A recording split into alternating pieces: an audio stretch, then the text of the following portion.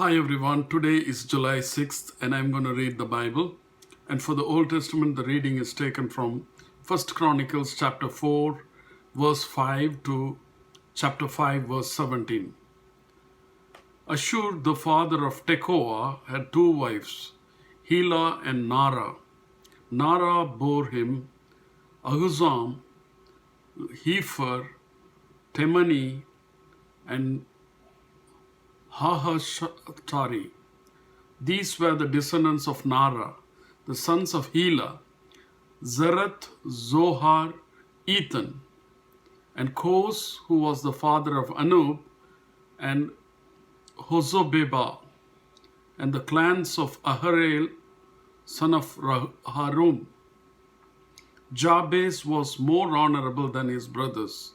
His mother had named him Jabez, saying, I gave birth to him in pain.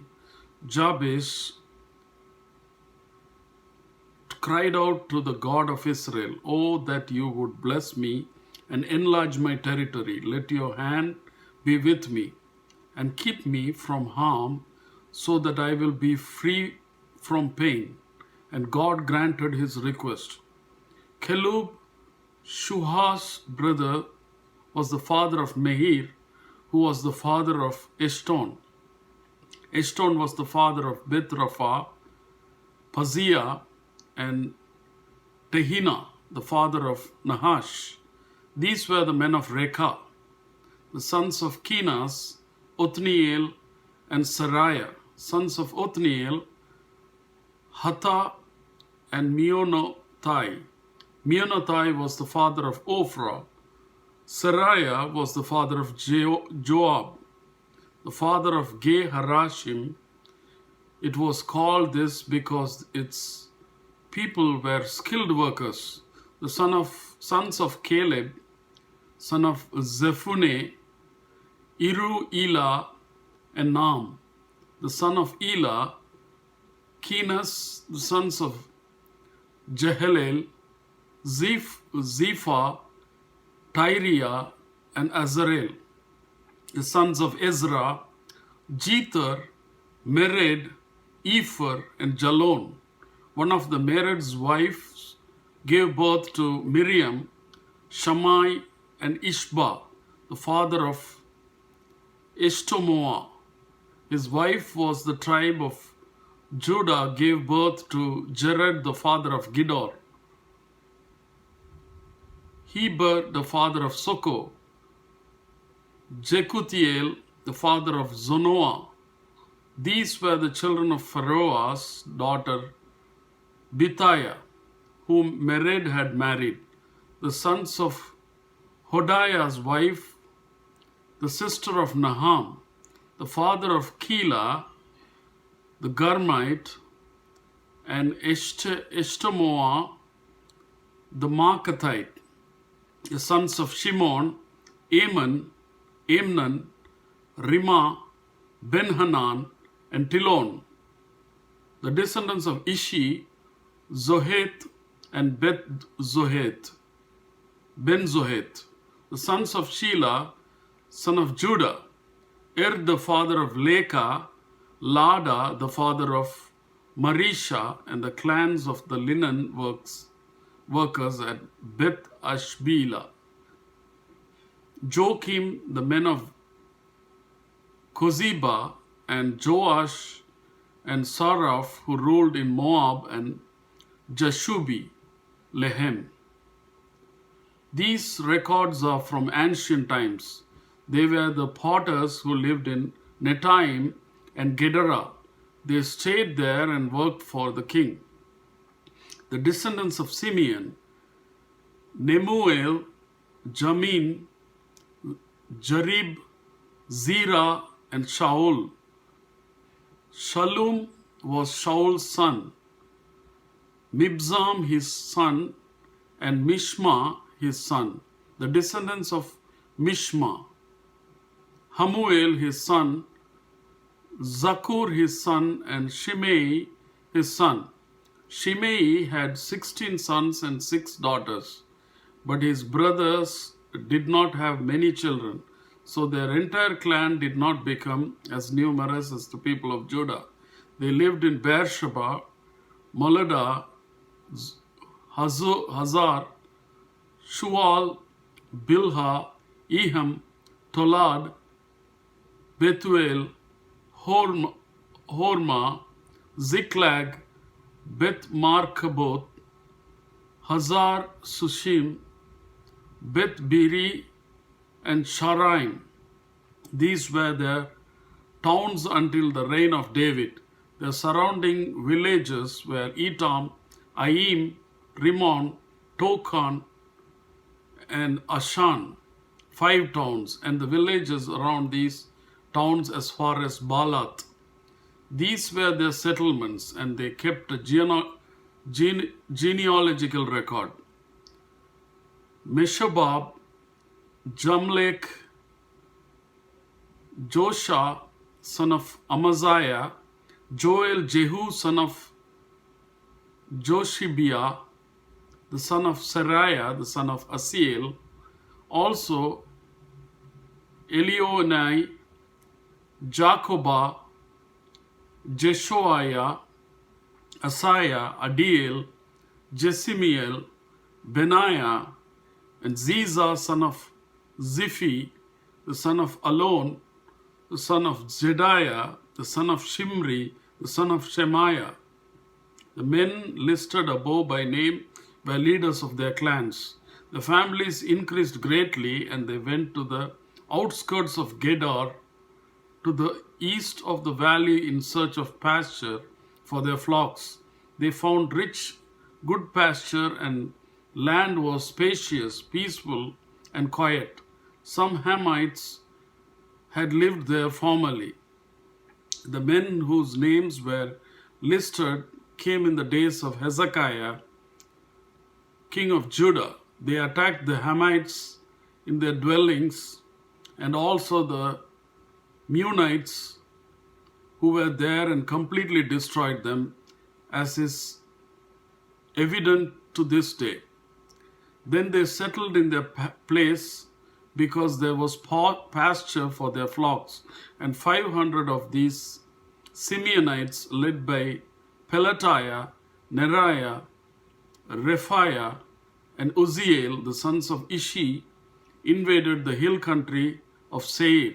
They killed the remaining Amalekites who had escaped, and they had lived there to this day. Chapter 5. The sons of Reuben, the firstborn of Israel. He was the firstborn, but when he defiled his father's marriage bed, his rights as firstborn were given to the sons of Joseph, son of Israel.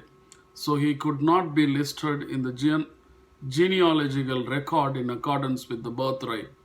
And though Judah was the strongest of his brothers, and a ruler came from him, the rights of the firstborn belongs to Joseph. The sons of Reuben, the firstborn of Israel: Hanok, Palu, Hezron, and Kami. The descendants of Joel: Shemaiah his son, Gog his son, Shimei his son, Micah his son, Reah his son, Baal his son, and Beeriah his son, whom Tiglath-Pileser, king of Assyria, took into exile. Beeriah was a leader of Reubenites, their relatives by clans listed according to their genealogical records: Jael, the chief Zechariah, and Bela, son of Azaz, the son of Shema, the son of Joel. They settled in the area from Aroer to Nebo and Baal Meon. To the east, they occupied the land up to the edge of the desert that extends to the Euphrates River, because their livestock had increased in Gilead.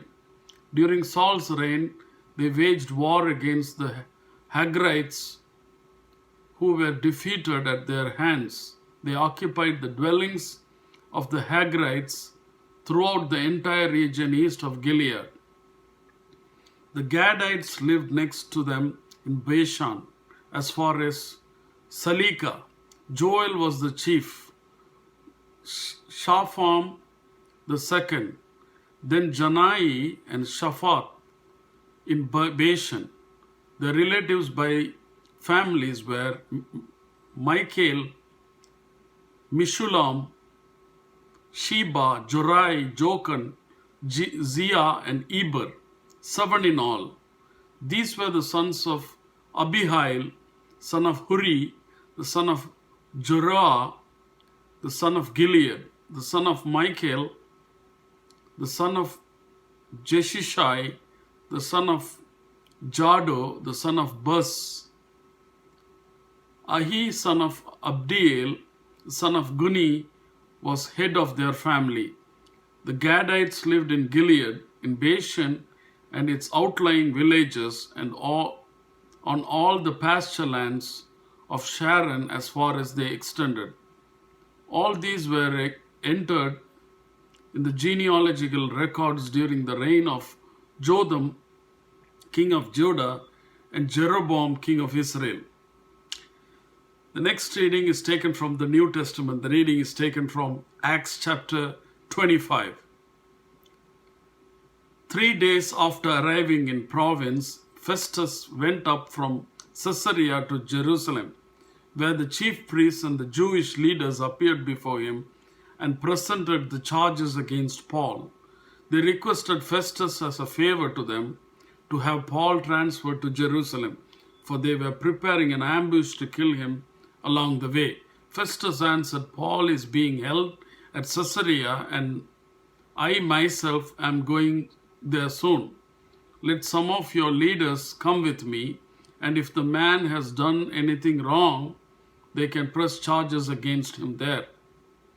After spending 8 or 10 days with them, Festus went down to Caesarea.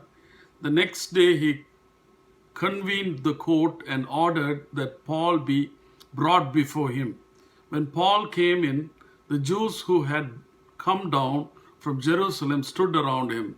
They brought many serious charges against him, but they could not prove them.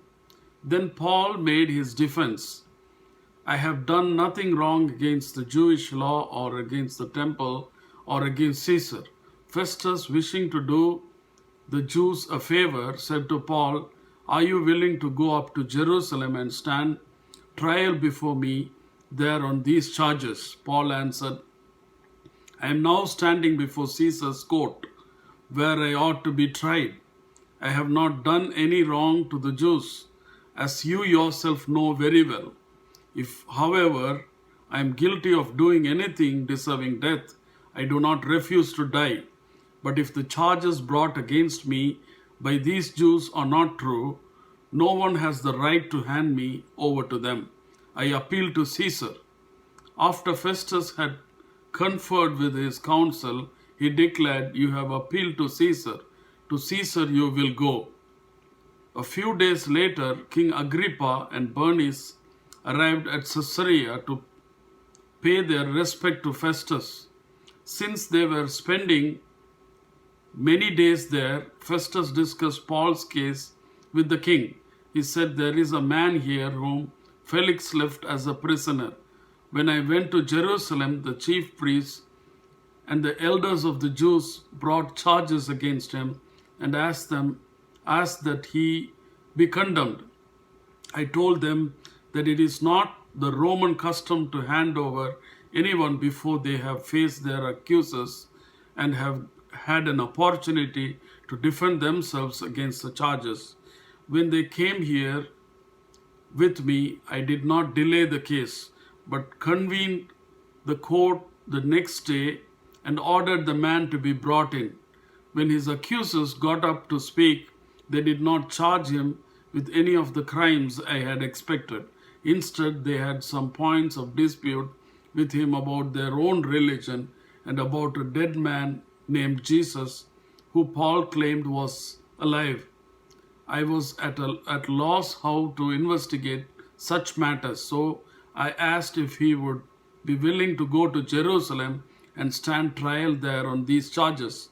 But when Paul made his appeal to be held over for the emperor's decision, I ordered him held until I could send him to Caesar. Then Agrippa said to Festus, I would like to hear this man myself. He replied, Tomorrow you will hear him.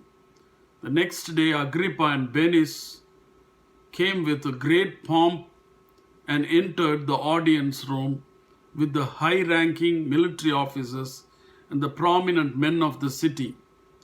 At the command of Festus, Paul was brought in.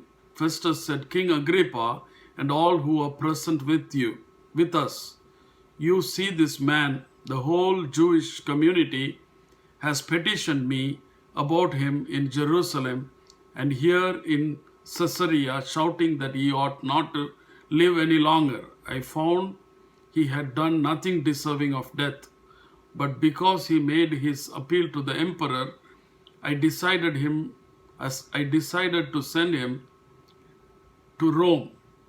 But I have nothing definite to write to His Majesty about him. Therefore, I have brought him before all of you, and especially before you, King Agrippa, so that as a result of this investigation, I may have something to write. For I think it is unreasonable to send a prisoner on to Rome without specifying the charges against him. The next reading is taken from Psalms. Psalms chapter 5. For the director of music for pipes, a psalm of David. Listen to my word, Lord. Consider my lament. Hear my cry for help, my King and my God. For to you I pray. In the morning, Lord, you hear my voice. In the morning, I lay my request before you and wait expectantly, for you are not a God who is pleased with wickedness with you. Evil people are not welcome. The arrogant cannot stand in your presence. You hate all who do wrong. You destroy those who tell lies. The bloodthirsty and deceitful you, Lord, detest. But I, by your great love, can come into your house. In reverence I bow down towards your holy temple. Lead me, Lord, in your righteousness because of my enemies. Make your way straight before me. Not a word from their mouth can be trusted. Their heart is filled with malice. Their throat is an open grave. With their tongue they tell lies. Declare them guilty, O God. Let their intrigues be their downfall. Banish them for their many sins, for they have rebelled against you. But let all who take refuge in you be glad. Let them ever sing for joy. Spread your protection over them, that those who love your name may rejoice in you. Surely, Lord, you bless the righteous. You surround them with your favor as with a shield. Amen. The next reading is taken from Proverbs. Proverbs chapter 18, verse 19. A brother wronged is more unyielding than a fortified city. Disputes are like the bad gates of a citadel. Amen.